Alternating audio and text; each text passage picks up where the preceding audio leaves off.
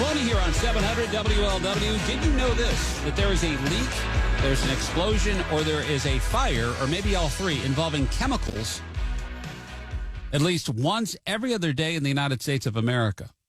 That's a big country going, yeah, okay, well, how bad? I mean, we're talking, decent-sized fires, explosions, and the like. And when you're releasing stuff like hydrogen cyanide and benzene and chlorine and a whole bunch of other nasty things, no one knows what they are in the air, that's a problem for all of us. All we have to do is look at the tragedy in East Palestine, and now the latest one in Richmond, Indiana, right here in our listening area, and going, yeah, you know what? It seems like it's happening more, whether it's a spill or something along those lines, very dangerous. The only question is, all right, once the cameras and microphones leave, because Richmond is no longer threatened by big plumes of black smoke, we go back and find another story to talk about. What happens if people live there, though? What happens of us downstream, or the air and the like, too? And what is that like? Because, if it happens every other day, there's a good chance it's probably going to happen again in the area. Let me bring in Christine Padovan. She is an environmental toxicology expert and founder of Paladina International. They help folks who are experiencing poisoning from different sources, either intentional or accidental or environmental or whatever it might be. And I'll get some resources for you in just a second on that one. But Christine, thanks for joining the show this morning. How are you?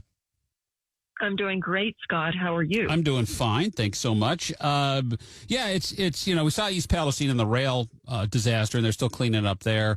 Obviously, what's going on in Richmond, Indiana is over. The fire is out. But people say, well, okay, this black smoke is all gone. All the soot is out of here. The wind blows it away, and it's not a problem anymore. Why is it still a problem?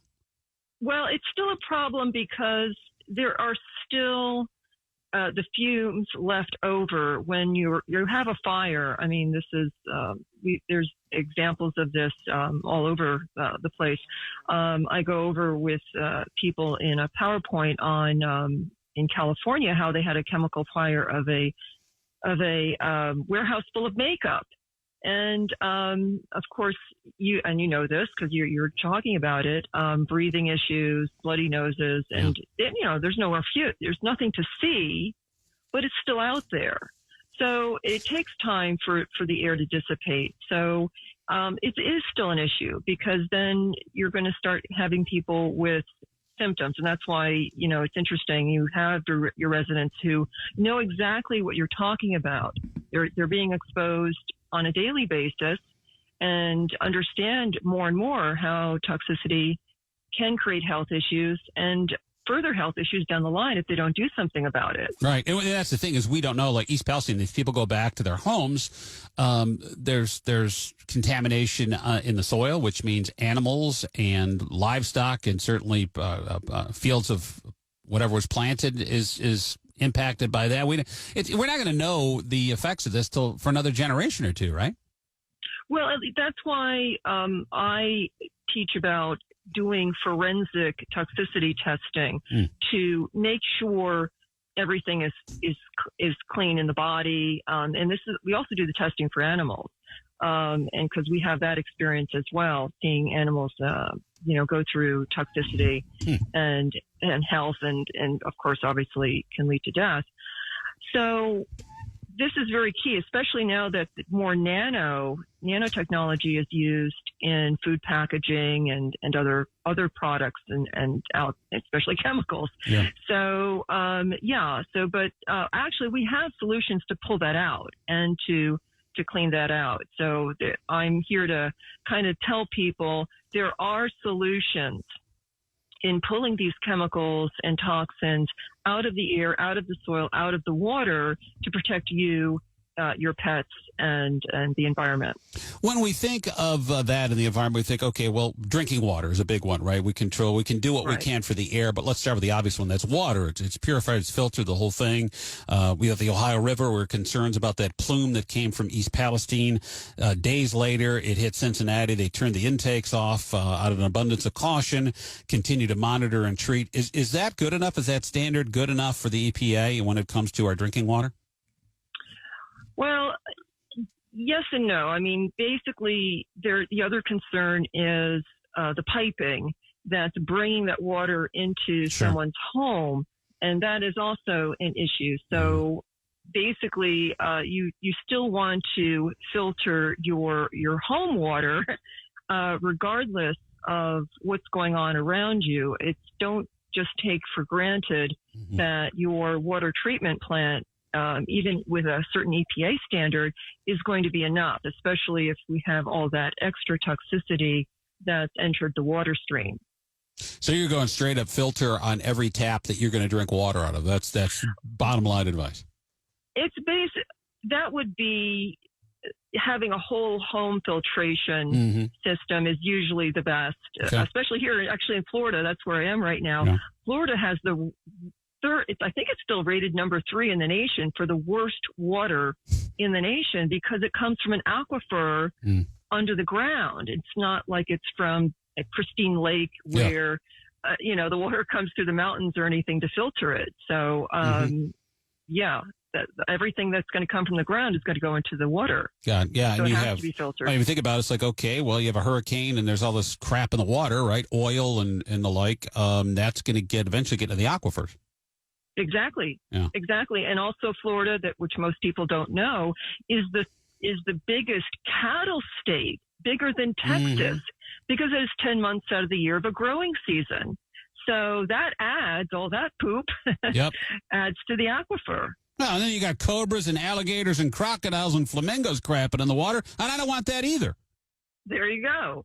Damn alligator crap in my soul. Just drink bottled water if you live in Florida. Now, Christine, relative to back here in Ohio, okay, we draw our water from the Ohio River, and that's obviously Cincinnati, and we have other.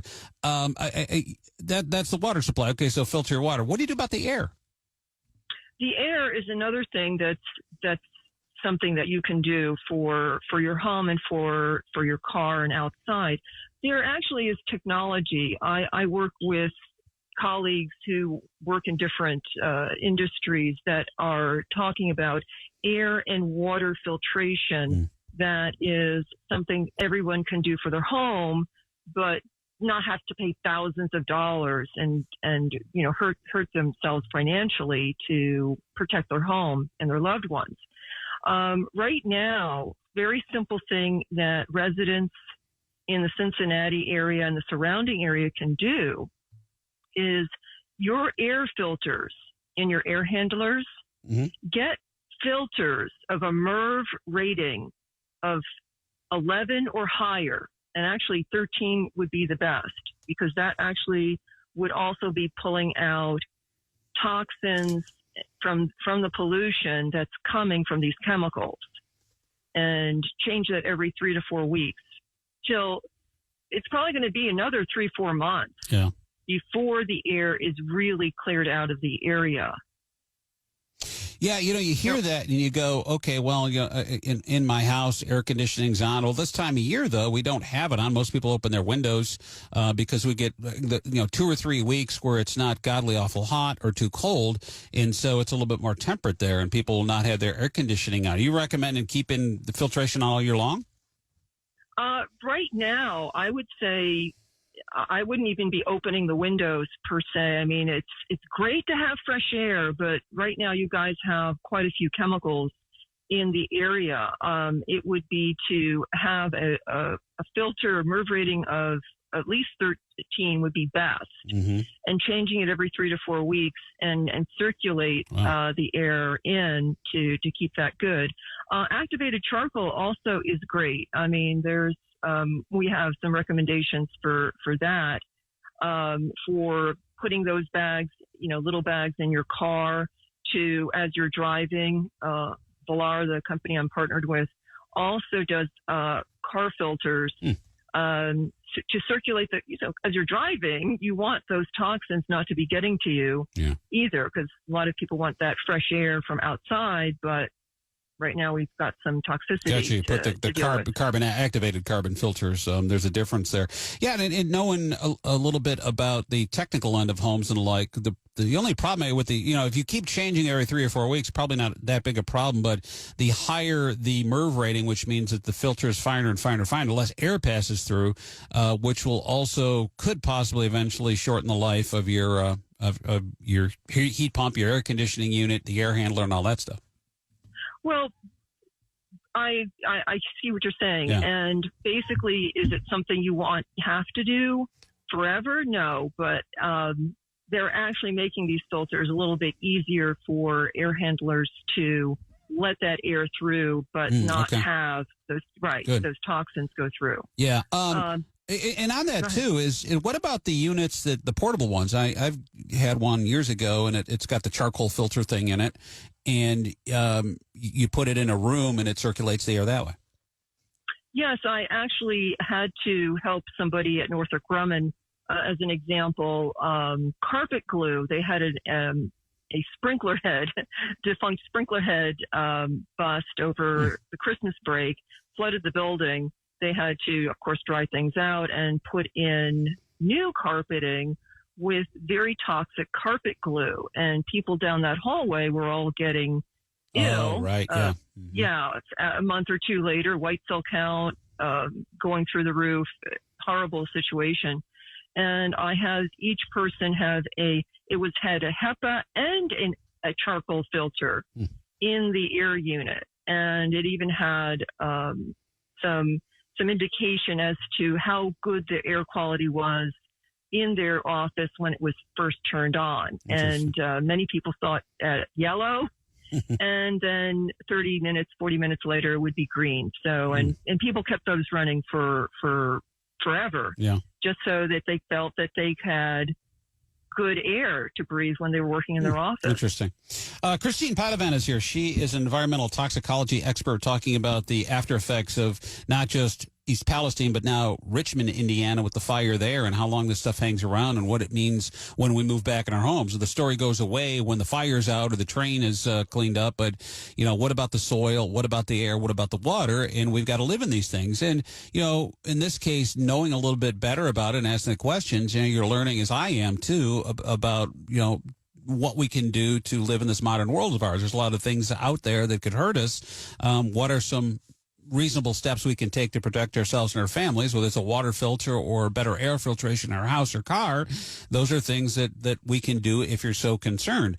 All right. So the one thing I didn't ask you is how long does this stuff hang around in the air? When you think, okay, the smoke's out and the wind blows and then it just blows this stuff out to, I don't know, Europe, and it's their problem. How long does this stuff hang around in the air? Well, this is a really good question. Everybody has different thought processes on this, and I work with a couple of industrial toxicologists on that. It depends on the area. I mean, Los Angeles is a problematic geographic area because it's in a valley, yes, surrounded by mountains. So things can be there for a long time. So people have to take care to keep things clean all the time in terms of air and water filtration, but especially the air there. Right. I would have to kind of see what the geographics is of Cincinnati. It's hard for me to say. Yeah. Well, we have the Ohio Valley, and it's not as big a valley as where you're talking California, but it's still a valley. Yes, and I think then it could be there for some time. You could say 6 months, a year, maybe more. So does it air just keeps recirculating? It goes up and then back down again? Is that what's happening? It doesn't. Well, it depends. Again, as the heat rises, it's going to push that down more. So, I mean, it's just something people need to be aware of. But the other thing I also teach people when it comes to, protecting the body, keeping toxins moving out of the body, even out of your pets, is there's a natural supplement called glutathione that when people have these health issues from toxicity, and that's what saved my life from intentional poisoning, I was intentionally poisoned. Really? And yes. Well, you buried the lead there. That sounds like a great story. What's going on there? Were you like the Russians or what? No. These are current and former medical and pharmaceutical people that I met through my ex's family. Oh boy, that's a Dateline episode. And it's all the science is there as well. It's a master detoxifier, and bay leaf water. We have a great recipe online for that. Cilantro and avocado are the foods high in that, but take it as a supplement, and it will keep moving that out of you and keep these illnesses and diseases away from toxicity. And I'm a firm believer in supplements and things like that they certainly can improve the quality of life and your health as well. Christine, you talk about the air filtration. Like I'm an idea guy myself. What if we had a 10-story tall box of Arm & Hammer like you have in your refrigerator? If we just built took a 10-story building and filled it with baking soda, does that do anything? Actually, that's a great innovative idea, Scott. Yeah. I mean, 10-story building full of baking soda. What about that? Right. Well, we put it out west, and then the wind would blow through it, and also Cincinnati. I don't know if you know this. We're the home of Procter & Gamble. Like a giant Febreze thing or something like that, possibly. One of those air filters my wife likes to stick in the wall socket. Yeah, I mean, these are very great ideas. You're writing these down, Christine, are you? Good. All right. Well, I've got to keep you thinking here, too. You're not the only, person with ideas here. Christine Padovan, environmental toxicology expert. She's the founder of Paladina International. They help folks who believe they've been poisoned through various means, especially the environment, but also intentional. HeavyMetalPoisonCenter.com is one of the websites there for more information. Christine, enjoyed having you. And anytime a chemical accident breaks out, I'm going to break in with you. How's that sound? Sounds great, Scott. Perfect. Appreciate you so much. Thanks for coming on the show. Be well. I love you guys. Thanks so much. All the best.